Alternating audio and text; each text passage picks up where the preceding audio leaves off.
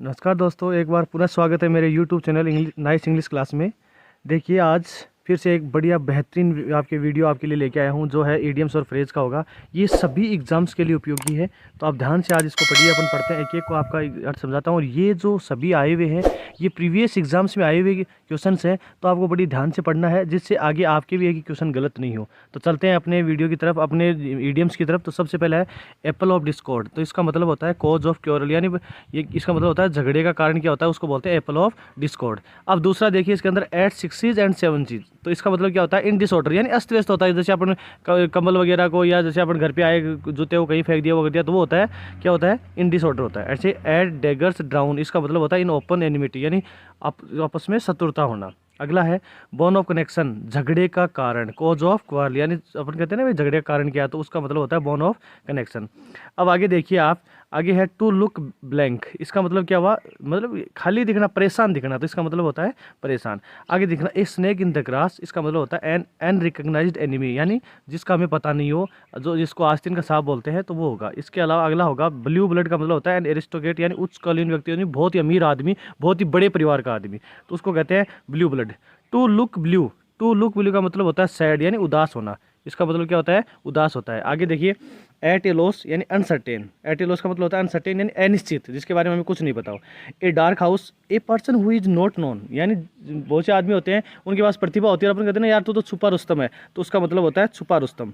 आगे देखिए ए burning question. ए burning question का मतलब होता है an important question of the day, यानी जो जैसे अभी अपने क्या हुआ है, जैसे अपने सेकंड ग्रेड का पेपर लीक हुआ, तो ये क्या है, एक बर्निंग क्वेश्चन है, अभी ताज़ा खबर है, अभी ताज़ा जो क्वेश्चन है अपना, वो है बर्निंग क्वेश्चन का, तो इसको कहते हैं अपन ए बर्निंग क्वेश्चन, यानी important question of the day, यानी ज्वलंत person. To smell a rat, यानी किसी के ऊपर अपन जासूसी करते हैं तो उसको कहते हैं शक करते हैं, तो टू सस्पेक्ट ए ट्रिक।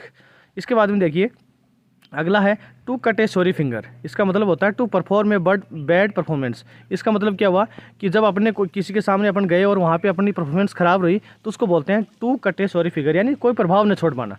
अगला है गिफ्ट ऑफ द गेव। इसका मतलब होता है जो आदमी अच्छा भाषण दे सकता है, उसको कहते हैं गिफ्ट ऑफ द गेव, यानी टैलेंट फॉर स्पीच, यानी भाषण प्रतिभा। अगला है इन्स और आउट्स। इसका मतलब होता है कि कोई भी चीज़ होती है उसके सारे भेद जान लेना, वो होता है इन्स और आउट्स, यानी ऑल द सीक्रेट्स, सारा भेद जानना। आगे देखिए टू वेदर द स्टॉर्म्स। इसका मतलब होता है टू लिव इन ए, अरे वेदर स्टॉर्म्स में क्या होता है, स्टॉर्म्स में क्या परेशानी आती है ना, तो वही बात है, तो यहाँ कठिन समय से गुजरना, to live in a difficult time. आगे देखिए a fish out of water, यानी एक बहुत ही मछली को अगर पानी से बाहर निकाल दोगे तो वो तड़पने लग जाएगी, तो वही बात है कि जब अपने कोई सिचुएशन ऐसी आती है, जब अपन उसको बहुत ही डिफिकल्ट होती है, तो उसको कहते हैं ए फिश आउट ऑफ वाटर। आगे देखिए ए वाइल्ड गूज चेस, ये बहुत बार आ चुका है, ये सेकंड ग्रेड में, फर्स्ट ग्रेड में, सब में आ चुका है। इसका मतलब होता है यूजलेस एफर्ट, यानी जिसका कोई यूज नहीं है, अपन जैसे मान लो अपन को कोई फल नहीं मिलने वाला है और उसका अगर अपन प्रयास करते हैं, तो उसको कहते हैं ए वाइल्ड गूज चेस। अब अगला देखिए टू बैंक अपॉन। इसका मतलब किसी पे डिपेंड होना, किसी पे आश्रित होना, जो यानी उनके अनुसार ही काम करना, तो वो होता है टू बैंक अपॉन। आगे देखिए need of the hour, requirement of a given time, यानी उस टाइम की, पर्टिकुलर टाइम की, जब अपन जैसे मान लो कि अपन को प्यास लगी हुई है और उस टाइम में हमें पानी की जरूरत है, तो उसको कहते हैं, क्या कहते हैं, उसको कहते हैं नीड ऑफ द आवर। तो ये हो गया आपका। इसके बाद में देखिए आप, अगला है ए वुल्फ इन शीप्स क्लॉथिंग। देखो कई बार क्या होता है, आदमी सीधा सीधा दिखता है लेकिन अंदर उसके कितना पाप भरा हुआ है वो अपन नहीं जान सकते, तो उसको कहते हैं ए वुल्फ इन शीप्स क्लॉथिंग, यानी ए हाइपोक्राइट। हाइपोक्राइट का मतलब होता है ढोंगी आदमी, उसको कहते हैं ढोंगी आदमी। आगे देखिए a dead letter. A dead letter का मतलब होता है कि भाई जो चीज़ अब हो चुकी है उसकी कोई यूज ही नहीं है, अपन उसके बारे में बातें नहीं कर रहे, तो उसको कहते हैं ए डेड लेटर। इन ए जिफी, बहुत इंपॉर्टेंट है, आरपीएससी फर्स्ट ग्रेड में आया हुआ है, सेकंड ग्रेड में भी आया हुआ है। इसका मतलब होता है वेरी सून, बहुत जल्दी, इसको कहते हैं बहुत जल्दी। नो स्मोक विदाउट फायर, ये कहता है कि जैसे मान लो अगर आग नहीं जलाएंगे तो धुआं कहाँ से होगा, यानी इसका मतलब हुआ कि कोई भी घटना होती है उसके पीछे कारण होता है, तो इसका मतलब क्या हुआ, no effect without a cause, यानी कारण के बिना कोई भी घटना नहीं होती है। तो अगला देखिए टर्न ए डेफ ईयर। इसका मतलब है ना भाई बहरा हो जाना, सुनना ही नहीं, तो उसको कहते हैं ध्यान नहीं देना। अगला है टू नो लव लॉस्ट, यानी कोई आपस में मेल नहीं होना, कोई संबंध नहीं होना, कोई उनके बीच में प्यार नहीं होना, उसको कहते हैं नो लव लॉस्ट। इसके बाद में है to shed a crocodile tears, यानी झूठे आंसू बहाना, यानी अपन अंदर तो अपने मन में कुछ और है और अपन किसी को सहानुभूति दिखाने के लिए अगर अपन आंसू बहा रहे तो होता है तो टू सैड फॉल्स टीयर्स, यानी झूठी सहानुभूति दिखाना। अगला देखो ए पीस ऑफ केक, यानी केक कैसा होता है, सॉफ्ट होता है ना, यानी एक पीस ऑफ केक का मतलब होता है बहुत ही ईजी टास्क, यानी बहुत ही आसान काम। आगे देखिए to call a spade spade, यानी टू स्पीक, यानी कोई आदमी कहते हैं ना यार ये तो सभी के मुंह पर कहता है, यानी साफ साफ करना, उसमें कोई बात को छुपाना नहीं। इसके बाद bring home the bacon to achieve something successfully, यानी कुछ अगर अपन प्राप्त कर लेते हैं तो उसको कहते हैं bring home the bacon.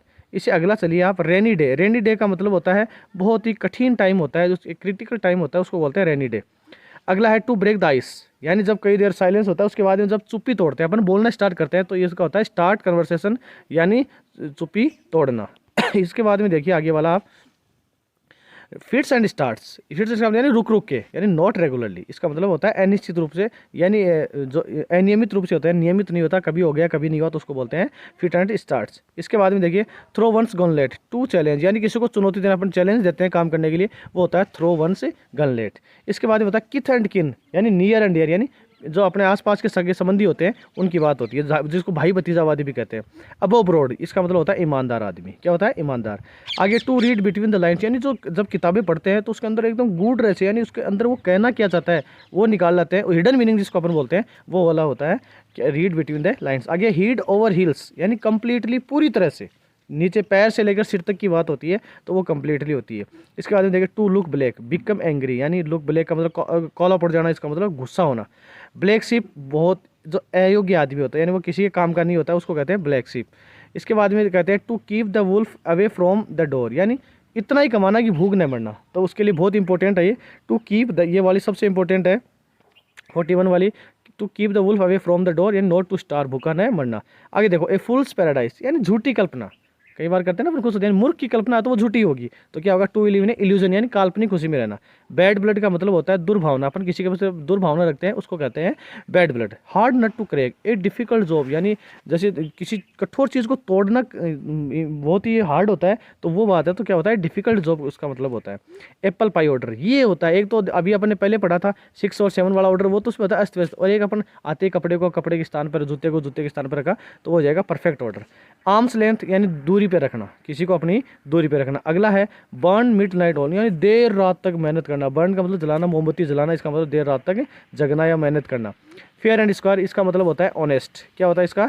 Honest. इसके बाद में टू बियर द पाम, यानी सक्सेस होना। क्या होना? सक्सेस होना। और लास्ट है एक cook and A bull story, यानी अपन कहते हैं ना कई बार जैसे झूठी कहानी बनाते हैं तो उसको बोलते हैं एक कुक एंड बुल स्टोरी। तो दोस्तों ये थे आपके 50 इडियम्स और फ्रेज जो एग्जाम्स में आए हुए थे, बहुत ही इंपॉर्टेंट आपके लिए। इसके बाद में इनको आप याद कर लीजिए, उसके बाद में अगला वीडियो में लेके आऊँगा और उस वीडियो के अंतर्गत भी अपन कुछ इडियम्स जो जितने भी एग्जाम में आए हुए हैं वो सारे करेंगे जिससे आपको हेल्प मिल सके। तो आज इतना ही, इसी के साथ जय हिंद, जय भारत।